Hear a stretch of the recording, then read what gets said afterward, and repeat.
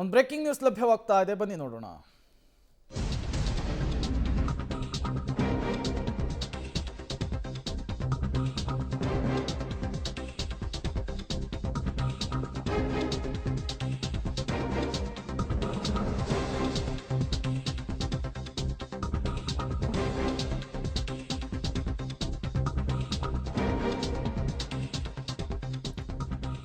Amazon ಆ್ಯಪ್ನಲ್ಲಿ book ಮಾಡಿದ ಟೆಕ್ಕಿಗೆ big shock.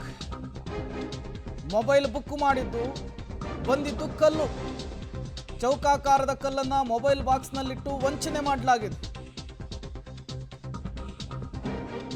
Book ಮಾಡಿದ್ದೇ ಒಂದು, ಬಂದಿದ್ದೇ ಒಂದು.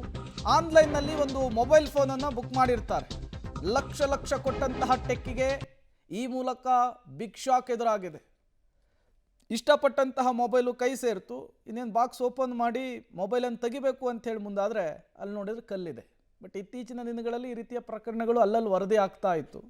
ಈಗ ಲಕ್ಷ ಲಕ್ಷ ಕೊಟ್ಟು ಮೊಬೈಲನ್ನು ಬುಕ್ ಮಾಡಿದಂತಹ ಟೆಕ್ಕಿ ಒಂದು ಕ್ಷಣ ಗಾಬರಿ ಆಗಿಬಿಟ್ಟಿದ್ದಾರೆ. ನಾನು ಬುಕ್ ಮಾಡಿದ ಮೊಬೈಲು ಬಂದಿದ್ದು ನೋಡಿದರೆ ಕಲ್ಲು ಅಂಥೇಳಿ. ಇತ್ತೀಚೆಗೆಲ್ಲ ಆನ್ಲೈನ್ನ ಮೊರೆನೇ ಹೋಗಿದ್ದಾರೆ.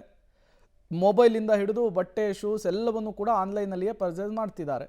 ಆ ರೀತಿಯ ಆನ್ಲೈನ್ನಲ್ಲಿ ಪರ್ಚೇಸ್ ಮಾಡಿದಂತಹ ಟೆಕ್ಕಿಗೆ ಈಗ ಬಿಗ್ ಶಾಕ್ ಎದುರಾಗಿದೆ. ಇವರೇ ಟೆಕ್ಕಿ ಲಕ್ಷ ಲಕ್ಷ ರೂಪಾಯಿ ಪೇ ಮಾಡಿದ್ದಾರೆ ಆನ್ಲೈನ್ನಲ್ಲಿಯೇ. ಇವತ್ತು ಡೆಲಿವರಿ ಆಗಿದೆ. ಬಾಕ್ಸ್ ಓಪನ್ ಮಾಡಿ ನೋಡಿದರೆ ಮೊಬೈಲ್ ಇಲ್ಲ, ಅದರ ಬದಲಿ ಕಲ್ಲಿದೆ.